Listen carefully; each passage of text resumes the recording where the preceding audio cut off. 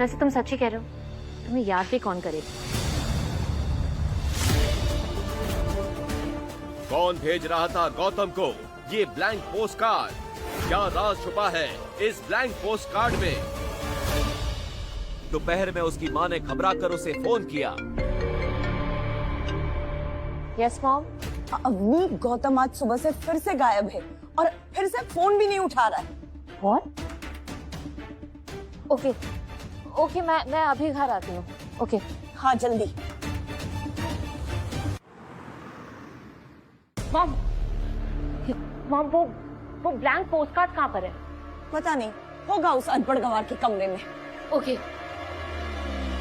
अवनी जल्दी से गौतम के रूम में गई। वहाँ उसने उन पोस्ट कार्ड्स को उलट पुलट कर देखा, मगर उसे कुछ समझ नहीं आया। कोई ब्लैंक पोस्टकार्ड्स के जरिए गौतम को कुछ इशारा तो नहीं कर रहा है? क्या गौतम इसी सिलसिले में घर से बार बार गायब हो रहा है?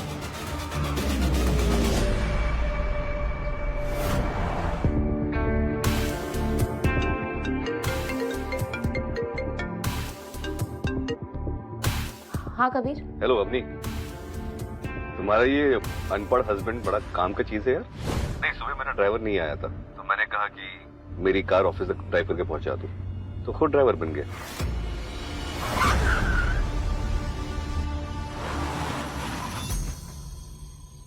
चलिए ड्राइवर साहब। थोड़ी देर बाद गौतम घर पहुंचा तो उसके साथ कबीर भी वहां आया था। अवनी कबीर से नजरें नहीं मिला पा रही थी।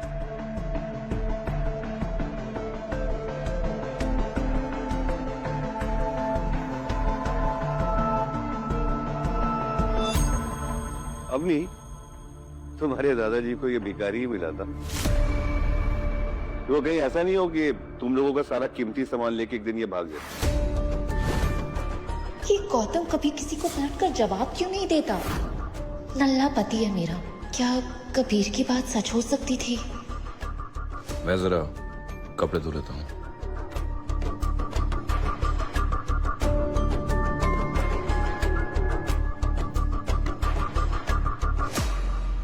घर जमाई भागा करोड़पति बीवी के जेवर और कीमती सामान लेकर।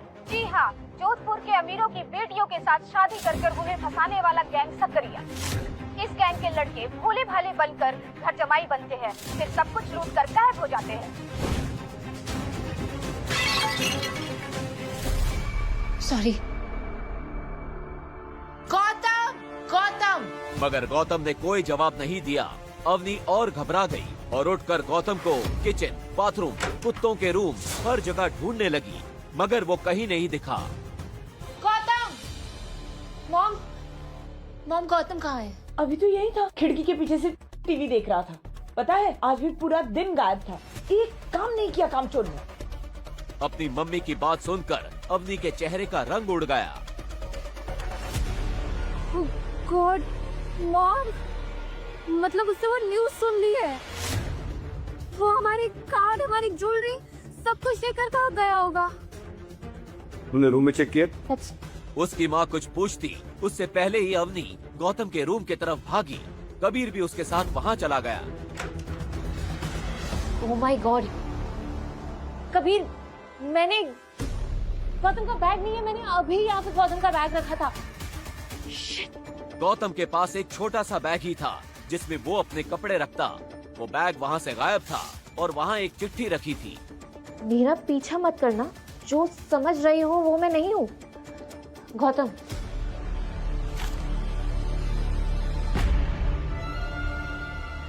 फोन स्विच ऑफ आ रहा है। Let's go. हाँ, हेलो इंस्पेक्टर, मैं कबीर आनंद बोल रहा हूँ। अरे वो आपका जो वांटेड गैंग का बंदा है ना, हाँ, वो अभी अग्रवाल मैंशन से कुछ सामान चुरा के भागा है। ज्यादा दूर नहीं गया होगा, आप सर्च पार्टी भेजिए, ठीक है? अपनी कार लेके रेलवे स्टेशन की तरफ बढ़ती है। कुछ देर गाड़ी चलाने के बाद थोड़ी ही दूर उसे गौतम दिखता है। साले कमीने, चोर, कहाँ जा रहे हैं? हाँ, बैग निकाल। कबीर गौतम को धक्का देता है और बैग छीन लेता है। और बैग खोलकर देखता है उसमें एक महंगा आईफोन था और एक ऐसे बैंक का VIP कार्ड था जहां सिर्फ अमीरों के अकाउंट होते थे। उस कार्ड पर कोई नाम नहीं लिखा था, साथ ही उसमें बहुत सारे वैसे ही ब्लैंक पोस्ट कार्ड्स थे जिन पर गौतम का नाम लिखा था। इतने सारे ब्लैंक पोस्ट कार्ड्स कहाँ से आई है? क्या मतलब है इसका?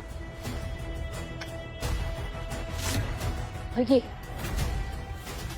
बोलो गौतम, किसने दिया तुम्हें वो VIP कार्ड? कहाँ से लाए तुम? बोलो। और हमारे घर से चुराया सामान कहाँ रखा है?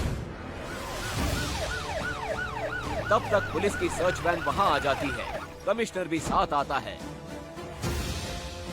कमिश्नर अवनी से सवाल करता है। अवनी मैडम, क्या क्या सामान चोरी हुआ है आपके घर से? I am so sorry sir, वो जल्दबाजी में मैं देख नहीं पाई।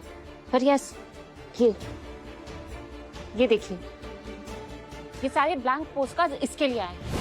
पता नहीं कौन भेजता था इसे, मगर जब भी ये आते थे गौतम घंटों के लिए गायब हो जाता था। क्या? कमिश्नर ने उन ब्लैंक पोस्ट कार्ड्स को उलट पलट कर देखा, मगर उसे कुछ समझ नहीं आ रहा था। अभी कमिश्नर कुछ कहता उससे पहले ही अचानक वहाँ बहुत सारी महंगी गाड़ियाँ आकर खड़ी हो गयी। उनमें से एक कार में से चीफ मिनिस्टर निकले और उनके साथ थे राठौड़ राज परिवार के मुंशी जी। क्या हो रहा है अनुप जी? आप इनको छू भी नहीं सकते। सर ये क्या कह रहे हैं आप? सर ये उस गैंग का सरगना लगता है। ये देखिए क्या मिला इसके पास। अनुप जी, ये चिट्ठियां गौतम को मैंने ही दी थी। मुंशी जी। तभी मुंशी जी ने एक लाइटर निकाला और उनमें से एक ब्लैंक पोस्ट कार्ड के नीचे रख दिया। उस रोशनी में उस पोस्ट कार्ड पर कुछ लिखा हुआ दिखने लगा। उस पर लिखी बात पढ़कर कमिश्नर चौंक उठा। आप इनके साथ? मुंशी जी ने कमिश्नर के कान में कुछ फुसफुसाया और अपने हाथ से एक छोटी सी चीज बहुत संभाल कर कमिश्नर को पकड़ाई। उस चीज पर नजर पड़ते ही कमिश्नर का चेहरा सफेद पड़ गया, आंखें एक पल के लिए ठिठक गई और अगले ही पल वो गौतम के आगे हाथ जोड़कर सीधा खड़ा हो गया। आइए गौतम साहब। चीफ मिनिस्टर के बर्ताव को देखकर वहाँ मौजूद सब लोग सन रह गए। गौतम चीफ मिनिस्टर के कार की तरफ मदमस्त चाल में आगे बढ़ा। आखिर गौतम कौन था? चीफ मिनिस्टर उसको इतना सम्मान क्यों दे रहे थे? कार का दरवाजा खोलते हुए उसने एक आखिरी बार मुड़कर अवनी की तरफ देखा, पर अवनी अब भी वहाँ सफेद पड़े खड़ी थी। गौतम चीफ मिनिस्टर और मुंशी जी के साथ एक कार में बैठकर चला गया। सर, कमिश्नर ने मुंशी जी द्वारा दी गई वो चीज जब अवनी को दिखाई तो अवनी के पैरों तले जमीन खिसक गई।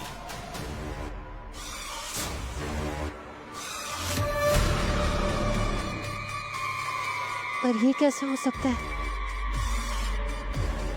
एक साल से हमारे साथ कौन था, हमें पता कैसे नहीं चला? कमिश्नर से मिली चाबी को जब अवनी ने गीता को दिखाया तो गीता के पैरों के नीचे से जमीन खिसक गई। ये चाबी कोई आम ताले की नहीं थी, बल्कि एक बड़े राज का दरवाजा खोल रही थी। अग्रवाल इंडस्ट्रीज को राठौड़ राज परिवार से सबसे ज्यादा बिजनेस मिलता था। अब हमारा क्या होगा? क्या है गौतम की असलियत?